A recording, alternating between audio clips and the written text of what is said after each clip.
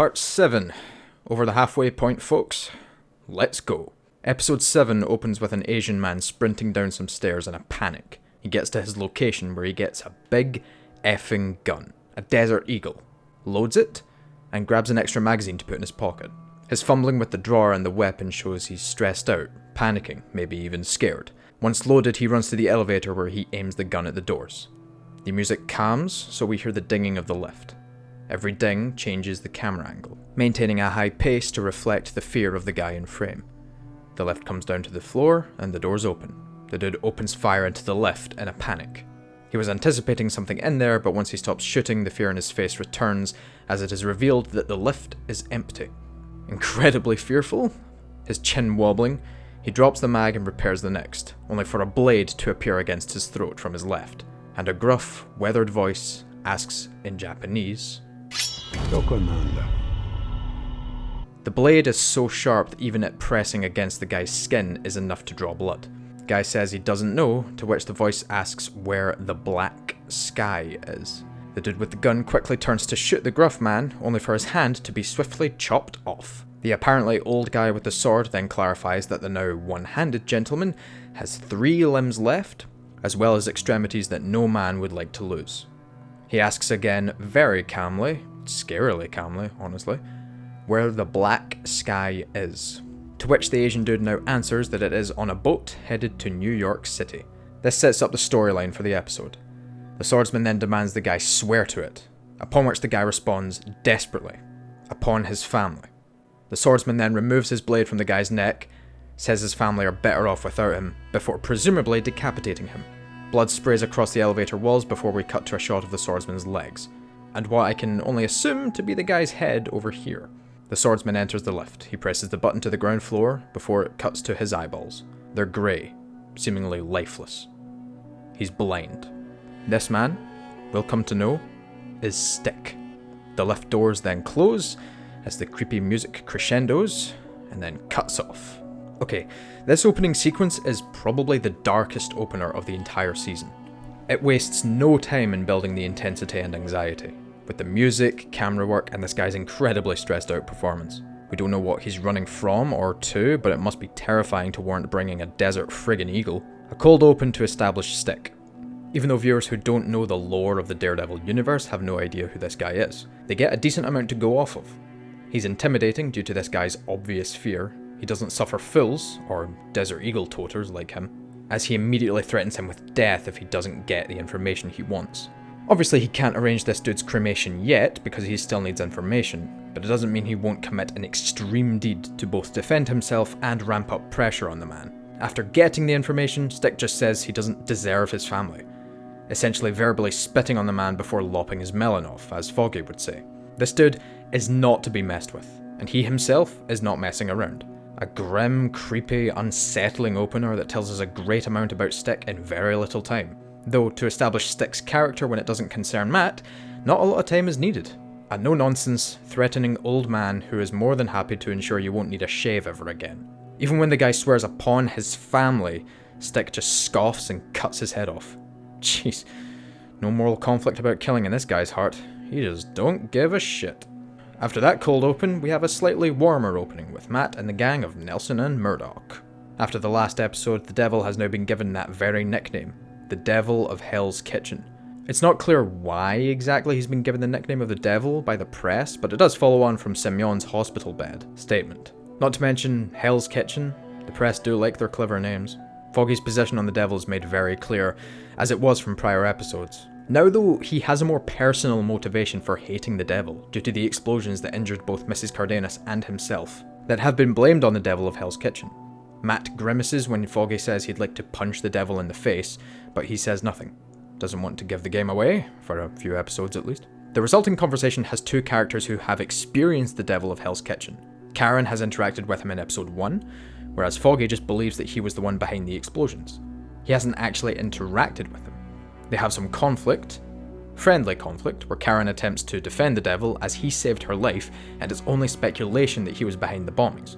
While Foggy argues from the position that it's because he's not said a word since the explosions. He's not a terrorist, more just insane and cowardly because he's not claimed responsibility, and stays out of the spotlight.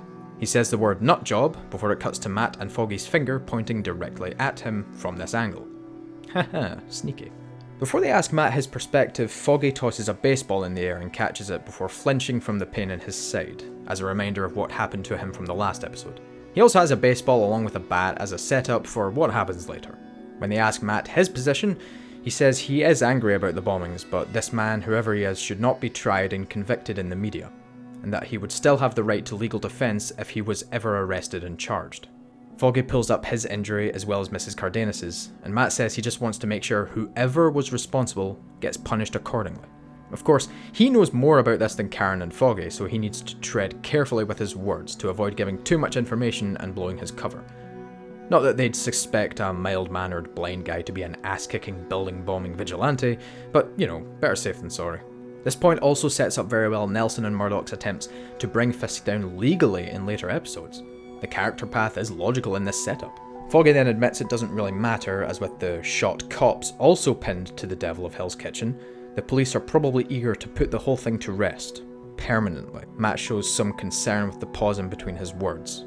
Karen says they should have some topic to end the night on a positive note, to which Foggy says, "You're bringing us down, Murdoch." I mean, Matt wasn't the one who brought up the Devil of Hell's Kitchen, but his response to Foggy of me in a questioning tone implies Foggy's joking. In this context, yes, it's a joke, but Matt has some involvement in bringing their spirits down, as a result of his vigilante actions.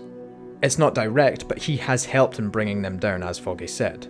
Some playful bantering, and I'll comment again, the dialogue is just very organic. Their conversation makes sense considering the events that have happened with each character.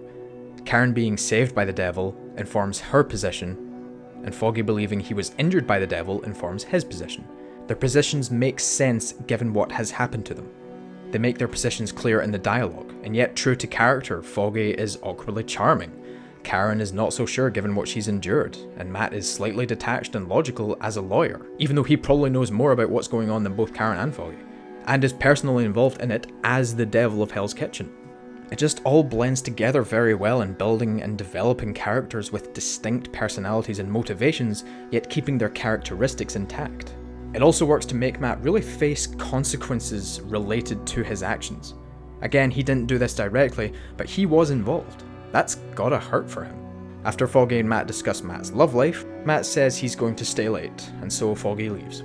It is revealed that Matt is not reading about any current cases the legal firm may have, but instead about Leland Owlsley, the man behind the cash money books in Fisk's operation, according to Vladimir from the last episode. The fact the document is in Braille means nobody else would be able to read it, and nobody would be suspicious, as it is specifically how blind people can read. Once again proving how dedicated Daredevil is to details that ground the world, and the characters, and make sense. We then cut to Owlsley himself, in discussion with Nobu over something he is doing. Leland reveals he knows a good deal of what Nobu is up to, and recommends they look out for each other. Nobu says every man must stand on his own, much to Leland's confusion. Basically the polite way of saying, nah fam, lol. Nobu leaves with his men, and Owlsley heads back to his car before being confronted by the devil. Now the question I must ask here is why are there no guards for Leland? Surely someone as important as the man who is in charge of the money behind the Hell's Kitchen operation would have some security, considering we just saw Nobu with guards. Situation-wise, the fact Nobu has them but Leland doesn't allows the devil to get close to him and ask questions without the guards getting in the way. Personally, I would have given Leland guards who would walk him to his car in this scene only to be taken out by the devil. Leland would escape into the car to try and drive away, but the devil would knock out a window and drag him out of the car to interrogate him. At this point, Stick shows up to temporarily distract Matt, allowing Leland to get the upper hand, as is what happens.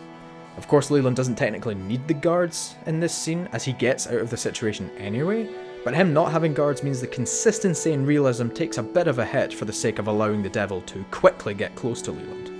Given the devil's abilities and what he's been able to do in prior episodes, it wouldn't be outrageous for him to take out the guards, but Leland straight up just doesn't have them.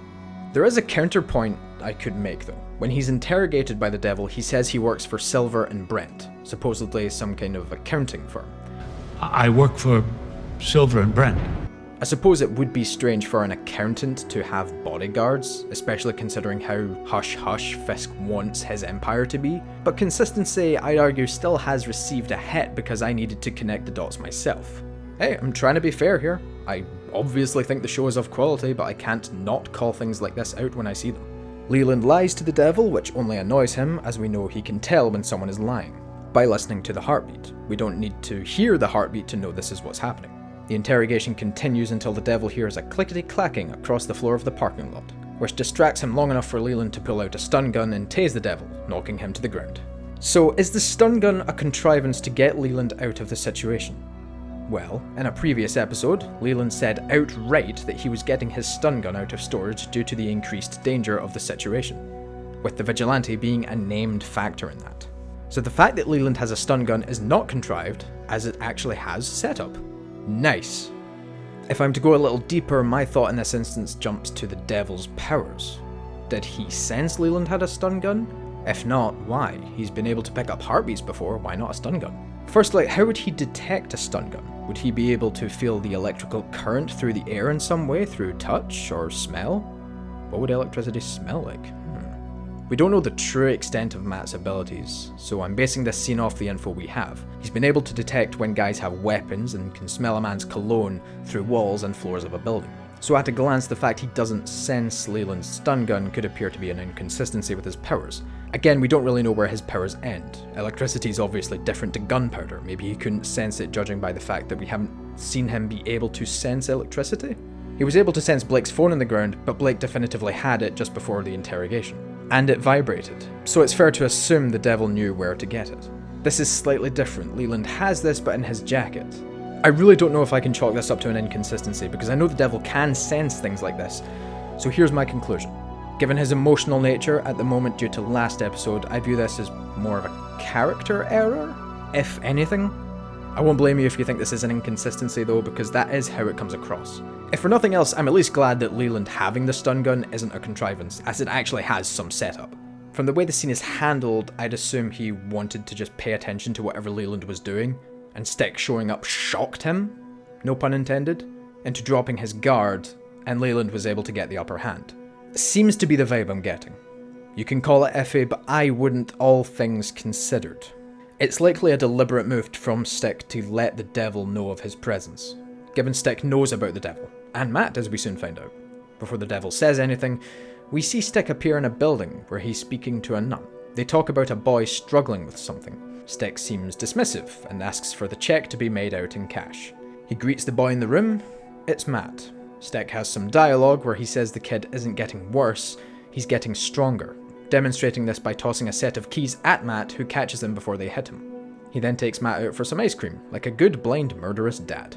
Stick chastises Matt for being basically a soy boy, I think. Is that the right term? I don't know, I found Paul Joseph Watson's Twitter, I don't know if I'm using that term correctly. He's weak, puny, sheltered, needing guidance. Stick explains himself. He was born blind and had to fight to get his place in the world, establishing his hard-ass persona. Throughout the conversation, Matt takes the paper wrapper off of his cone, which is important for later. Stick asks what the ice cream tastes like. He breaks down the chemical composition of the ice cream they're eating, while also demonstrating some detective skills, establishing that there's dirt on the ice cream, so the server was gardening earlier. He encourages Matt to take in his surroundings and what's happening.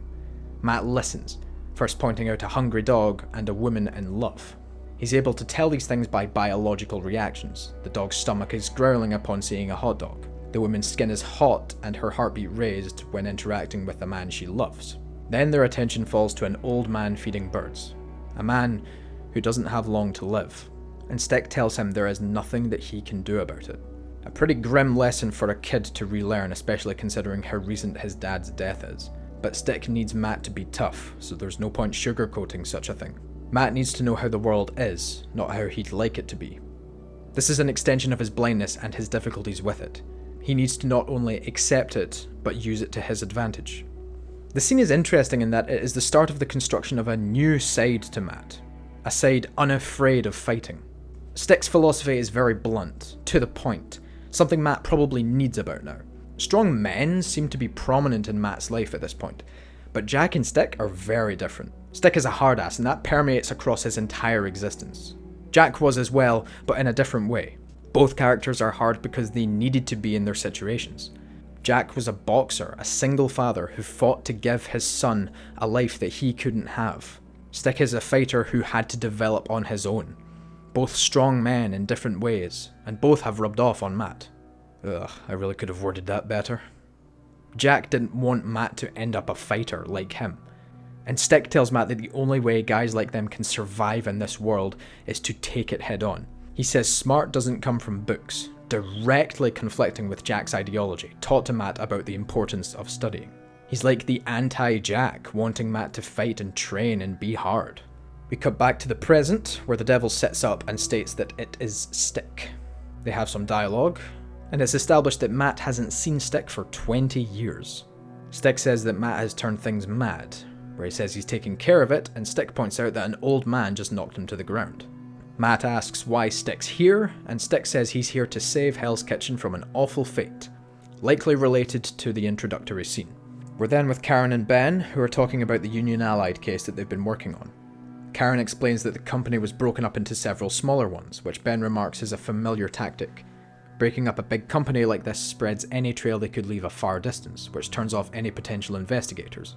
Karen comments that it's like straightening out spaghetti, so Ben breaks down that it's a long, boring, complicated process, and that even he's faced failures with it before. This is setting up that Karen needs to be attentive and patient as well if she's going to get anywhere with it. Ben says that he has fragments of reports about the Yakuza, triads, and the Russian bombings, but all that matters is what he can prove, and he can't do anything like that yet. Karen mentions the cops that were shot, and Ben says he knew one of them, Blake. They didn't like each other. He says until Blake is out of the coma he's in, subtle establishment of his condition that makes sense in the contextual dialogue, if the man in black appears to Karen, she should run. She says he saved her life, but Ben asks if he was actually there to hurt someone else, and saving her was just a result of that. Ben then says a quote that sums up the show's main pro and antagonistic forces. There are no heroes, no villains, just people with different agendas. I'd like to expand on this a little more, but it's a good general summary of the conflict between Fisk and the devil. It will eventually be shown why Fisk wants to do what he does to the kitchen, establishing his agenda, just as it will also be shown why the devil does what he wants to do to defend the kitchen. They have more dialogue where Ben encourages Karen to continue trying to straighten out the spaghetti. Karen makes a joke about how she was a mean basketball player when Ben says it's a long shot. But Ben gets serious. Killjoy. It's good that he's the level-headed one though. The experienced investigator sees Karen's troubles, her paranoia, her intensity, her focus on making sure the bad guys get put away, but she cannot let them get the better of her. This is a character trait we see in Karen throughout the entire show, not just season 1. What would Ben have said about Karen getting very close to the Punisher in season 2? Or pointing a gun at the catcaller in season 3? Probably wouldn't agree with her in these instances. This is why Ben so far has been a good buffer for Karen, and it's a shame it won't last. Karen leaves the car and Ben pulls away. This is shown in a point of view shot to hint that someone was watching them. Moving on, we're back with Stick and Matt. Stick comments that Matt's place is, well... what a shithole. People in this show really like that word. Stick then says that there was a woman here when he smells, likely Claire. Matt says she's not coming back, to which Stick says it's good. Women are a distraction. Oh, damn! Good to know Stick wouldn't survive social media, the bastion where even the unbreakable can be shaken down to size. Anyway, women are a distraction from the greater things in life, like that war Stick mentioned. Between war and women, I mean, I'm not a simp myself, but I will say I'd rather experience a woman than war. Cue the incoming simp comments, I don't give a fuck. I'd rather slay that pussy than slay another man, you know what I mean? Anyway. Stick shows off his powers of touch. And I'll just quickly comment here about Scott Glenn's acting abilities. Not only has he firmly established Stick as a hard ass with a great voice, but his eye coordination, or lack thereof, is equal to, if not more impressive than Charlie Cox's. That'll come up again, but he's not looking at anything. His eyes are glazed like a donut, whereas Matt's eyes aren't. It must be even harder for Scott Glenn given his age, and he doesn't break it for the entire scene. Mad props to both of them, but especially Glenn. Their dialogue is tense and riveting, Stick commenting that things like friends and jobs are luxuries men like them can't have. Stick eventually comments that Matt has a chip on his shoulder and is worse than his dad. At least Jack got paid to hit the floor, sparking Matt to strike at Stick.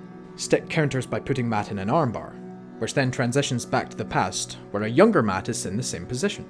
Stick is training him, already. Gotta admit it's a little jarring considering we've seen young Matt struggle with his abilities, then go out for ice cream, then watch him get his ass kicked. If my biased side is going to shine through briefly, it could be argued that Matt feels the same way, and that Stick has just randomly appeared to him and told him he's going to train Matt. Young Matt also pulls off some pretty impressive martial arts skills. It's not clear how long they've been training for though. Matt's in a different outfit, so it's probably not the same day, but it's still unclear. Stick's in the same outfit, but I don't think he's the kind of guy to change very often, so that's not very useful. Stick states that Matt needs to control his rage. Anger is good, but rage is not controllable. We've seen already that Matt has rage, a devil in him, so it's cool to see that it's a long-term characteristic. After being knocked down by Stick, Matt falls apart and weeps for his father, claiming it was his fault that his dad's dead. True to character, Stick says whether Jack did it for Matt or for himself isn't clear. What is clear is the fact that he's gone. He then tells Matt to get up and start giving a beating rather than taking one. He's put back in the arm lock, after which it cuts back to the present. Matt performs a flip to get out of the hold. It seems this was a test for Matt, to see if he's really as skilled as Stick remembers, considering they're a bit more buddy-buddy afterwards. Stick grabs a beer from the fridge and pulls off a pretty impressive maneuver binning the bottle cap. It's cool to see an in-character demonstration of an ability rather than receiving such a thing through dialogue, as a bad show would do. This is the second instance of that with Stick alone, in this case and the intro scene for the episode. In terms of both of their abilities, the extent of Matt and Stick's abilities isn't clear. It's likely to give the writers wiggle room to explore their abilities without making them too overpowered or inconsistent. I'm highlighting this now for future reference. As it stands, both men are skilled but are also humans, so not superpowered aside from the enhanced senses. They talk some about the war that Stick mentioned years ago. It has something to do with the black sky, the thing discussed in the intro scene. It's in New York, and Stick is here to take it down. What the black sky is, specifically, isn't really made clear. It's a weapon of mythical proportions, considering the fuss Stick makes about it. Once again, I'll bring up Scott Glenn's acting here. He kicks the couch just to make sure it's actually there and solid enough to sit on. He doesn't look at it, nor does he look at the beer he's drinking, nor the fridge when he gets the beer. He doesn't need to, he's blind, his eyes don't work. It would be immersion breaking for him or Charlie to be looking around at their surroundings with their eyes. So it's great to see the dedication to the part, not only from Cox, but also Glenn. Again, a much older actor. I can't imagine it was easy for either of them to do this so well. So props, major props. Matt's morality is brought up by Stick, who explains that in war, death is inevitable, be it yours or somebody else's. One day, it will come to a head, and Matt must decide who it's going to be. Matt is reluctant to give an answer, but I actually think this lack of a reply is relevant to his later confrontation with Nobu. Stick tells Matt to go with him, and take out the black sky, and as a result, Fisk will know fear. He will know to fear the devil, since he took on Nobu. Matt agrees, on the condition that Stick doesn't kill anyone, to which he begrudgingly agrees. Pussy. This introductory scene between adult Matt and Stick provides yet another challenge to Matt's morality and his unwillingness to kill, as well as expanding upon the lore of some of the crime elements of Hell's Kitchen.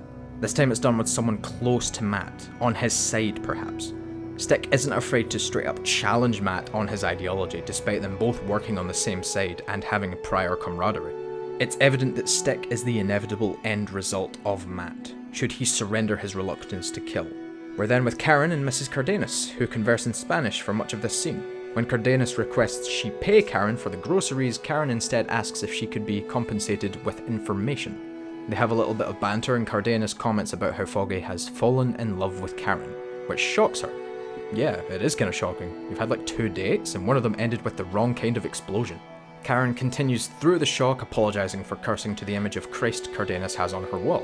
Hey, there's religion again. Karen says she's trying to connect the company and workmen who bashed up Cardenas' apartment. Armin Tully comes up, and it's explained he's on holiday, which annoys Mrs. Cardenas. She has no papers, but says that the workmen who came in were distinctive, and that one was bald, and the other had a tribal tattoo up his arm and neck. Karen goes to leave, but when Cardenas says she's nervous, Karen's fire comes back, and she says they are the ones who should be afraid. After shocking Cardenas with her language again, she says she's been like this ever since she got to New York. It must be something in the water, I think. When she leaves the apartment, she sees an ominous stranger lurking nearby, and so gets her mace handy. This was mentioned earlier by Foggy. She's then grabbed and pushed into a wall by a dude with an ugly tattoo up his arm and neck. Gee, that was convenient. I'm half joking, but there is some setup to Karen being followed earlier on in the episode, so that's fair. but it just so happens to be the guys she's literally just got a description of? Well, they are the guys Cardenas has interacted with before. They are involved with that situation. It doesn't seem unreasonable to assume that they've been put on to watch the ongoing Cardenas situation, especially since the lawyers got involved. Speaking of lawyers getting involved, Foggy gets involved by throwing the baseball from the opening at Baldy's head. Pretty good aim, not gonna lie. Foggy reveals that he was following Karen because she was acting weird. This follows on from him expressing concerns about her carrying mace earlier on in the episode. So this is set up reasonably well. It doesn't just come out of nowhere. Foggy clearly cares about Karen. Therefore, while a surprise, this scene isn't out of character. Plus Karen knees the dude in the groin, showing she's still got fight in her. The mace gets used and Foggy even bashes this guy across the head with the bat. In terms of legality and morality, this scene is actually kind of interesting. Foggy engages in a bit of vigilante-esque action despite him saying the devil of Hell's Kitchen was a cowardly nutjob. But given how the context is different here, I'd argue this isn't hypocritical of him to say, as he's saving a personal friend through violence. Foggy's a good man, a force for good, even while he bashes this dude in the head with a baseball bat. He's bald, he had it coming. Foggy is genuinely a good character, lawful good, even though this is legally probably a little bit iffy. But will they report on it? No. Because there's no witnesses and they were already acting illegally anyway. So this is fine. Moving on, we're back with Stick and the Devil. Out and about, observing Nobu and his men receive the Black Sky Weapons shipping container. The Devil picks up a dozen heartbeats, all slow and calm. There's one more, stronger than the others, who Stick identifies as Nobu. The mysticism surrounding Nobu increases. We get a brief line about him not feeling the cold from Leland in episode 1, and there's been a few other hints, including this one. Judging by his ethnicity, if you're a Daredevil fan, you've likely put together which organisation he's a part of. But for those who don't know, this is a little bit of intrigue. The guns are suppressed. This is a quiet endeavour. They use the word suppressed instead of silenced. Little bonus point there, as a lot of media gets this wrong. They are suppressors. They suppress the gunshots, not silence them.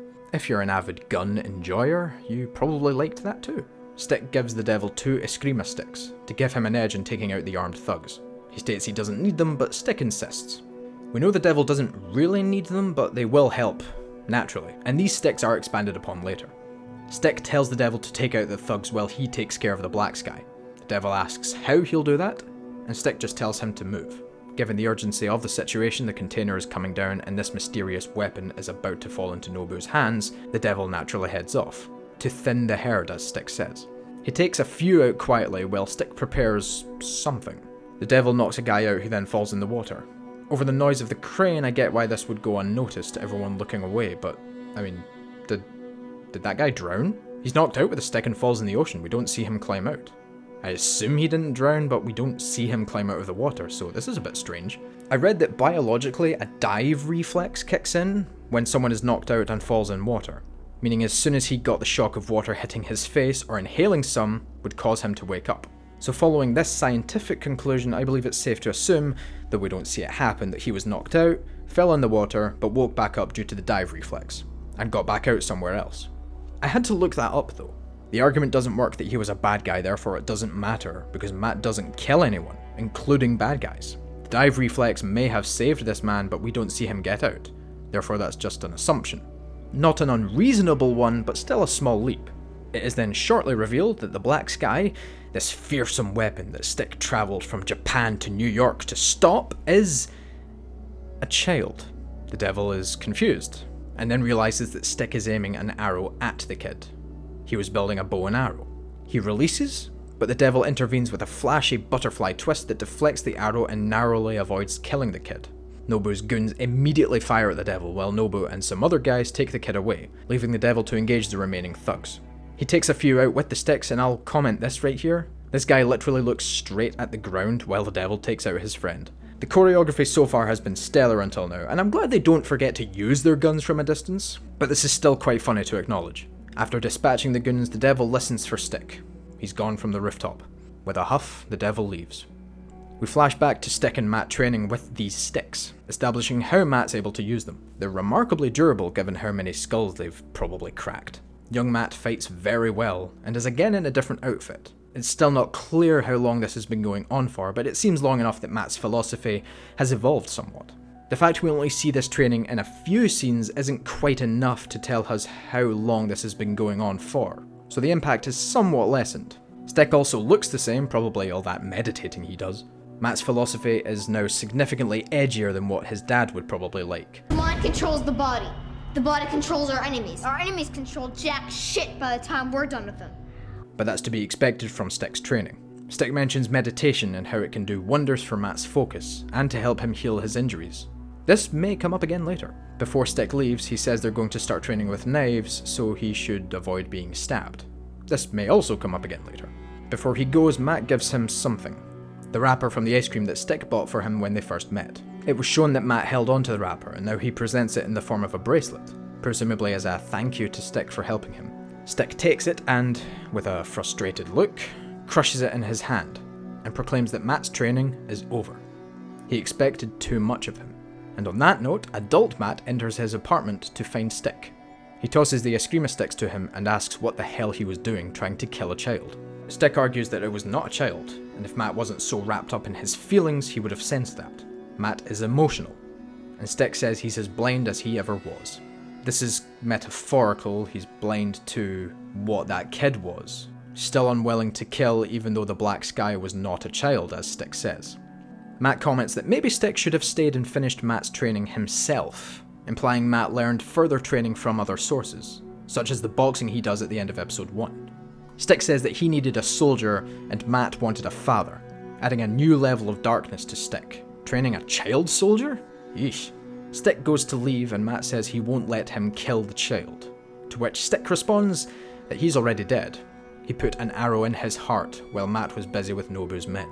I looked at this scene a lot, and it might seem that Stick gets to the car incredibly fast, but he says he got to the kid while Matt was fighting Nobu's thugs. We're shown Matt perform this move twice against the same guy, so this is likely the same time frame that we're shown the cars leaving. Stick has already left by the time Matt's done, so he probably would have left after shit kicked off. I don't imagine it's unreasonable to assume that Stick probably had another arrow ready, considering he knew how Matt would react. And he probably killed the kid while the cars were leaving in the middle of this shot here, as we're shown this move twice, and the cars leaving in that same instant. This is my pretty thorough explanation for how Stick managed to execute the child in such a quick flash. Hell, this is probably not even the case, as all Stick knew Matt was fighting Nobu's guys, so he just did it while Matt was occupied as far as he knew. It makes sense either way. Regardless, Matt snaps and engages Stick in a proper fight.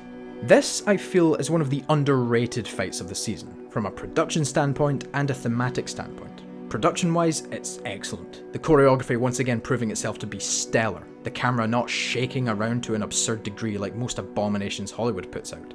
And also in its lighting. Scott Glenn, being an older guy, probably wouldn't be able to do a lot of the fighting himself, although he still shows his face in the fight, proving he does his fair share, which is commendable on its own.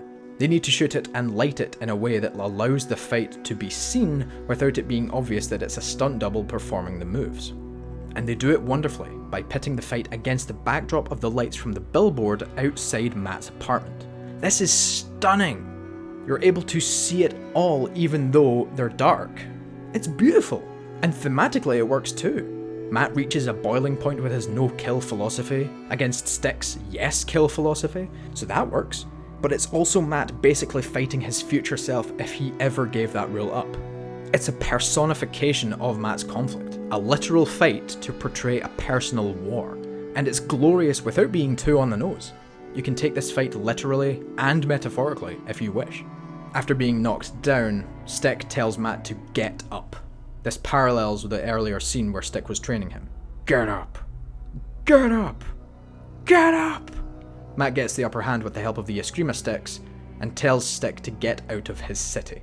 Stick seems satisfied, probably because Matt was able to beat him despite him not finishing his training, and he tells them that he can keep the sticks, as he'll need them. He ain't wrong, but this also establishes why Matt has the sticks for the rest of the season. After that gorgeous piece of eye candy, we're back with another. Karen! She meets with Ben Urich, who's concerned about Foggy being there until Karen vouches for him, showing appreciation in her remark about him kicking ass. They exchange looks a bunch of times when the other isn't looking, which is what Foggy says happens in episode 2. Nice bit of continuity. Karen brings up the board, which is their way of piecing together connections between the man at the top and Union Allied, as well as everything else going on in Hell's Kitchen's crime underworld. Urich points out that the man in black is another player on the field, and when Foggy asks if he works for the king, Karen points out that he wouldn't have exposed Union Allied if that were the case. Based on this conclusion, Urich states that they're at odds, and the only question is, who beats who? We're then back with Matt cleaning up his apartment after the fight. He finds something unexpected. The wrapper from the ice cream that Stick had scrunched up. The bracelet. He kept it.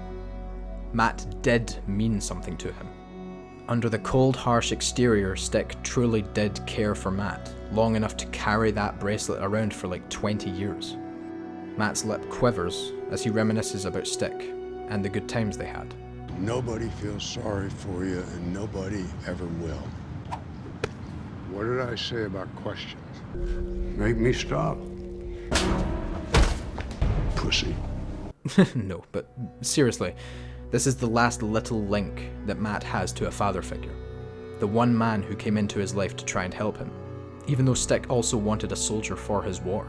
The soft music continues as the image gets softer and softer before cutting to black. We then see Stick in an unknown location surrounded by darkness. He states that the black sky is not a threat anymore, and a man with scars on his back asks about Murdoch.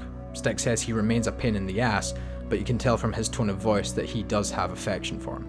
The scarred man asks if he'll be ready when the doors open, to which Stick replies he has no idea. Cut to black. This scarred man does not appear again. Apparently he's called Stone, as in Stick and Stone? As in sticks and stones may break my bones, but this blind guy can kick my ass. He's a member of the Chaste, the opposite to the Hand, who Daredevil is well versed with in the comics. This last scene is pretty expositional and tries to set up the wider Marvel Netflix universe, as well as what Stick does outside of interacting with Matt. But it's kind of lackluster and doesn't really go anywhere, so that can be pretty much left where it is. Let's talk about the rest of the episode. Stick is more or less a contained episode for Matt and his mentor, used to build some of the elements of the wider world the show inhabits, but also does expand on the running story. Karen talks with Urich and they learn a little bit, and the overall plot to oust Fisk now involves Foggy, as he's been introduced to Ben Urich, while Matt and Stick contend with Nobu's plan. This feeds into a later episode when Nobu becomes angry at Fisk's lack of success against the Man in Black. Even this episode, which largely deals with its own story, plays into a larger later confrontation. Each episode feeds into the next in subtle character-driven ways, and it's all the better for it. Scott Glenn is expertly cast as Stick, injecting a dry and unflinching stance against Matt, who at this point is probably sick of having people with cool voices question his agenda. A bit less fighting than usual, but this allows the world to breathe a little bit and expand with some of the characters. And the big fight we do have is between man and mentor, always fun. The portrayal of two blind guys is just incredible. Scott Glenn standing strong against Charlie Cox's already established powerful eye coordination. It's kind of a shame this is the only episode Stick appears in for season 1, but his impact is felt across much of the show itself. We see Stick's influence on Matt's philosophy come up when he goes out to kill Fisk in a later episode. And we know he's conflicted about the entire thing. Some moments of arguable convenience, but the character work and introduction of Stick is masterfully done. So I feel very comfortable in stating that Daredevil Season 1, Episode 7 is a masterpiece. Thanks for watching, folks. I know this took a while, but since we hit the halfway point in the last episode, I figured I'd earned a little break. That is now over though. Thanks again, and I'll see you very soon. Cheers.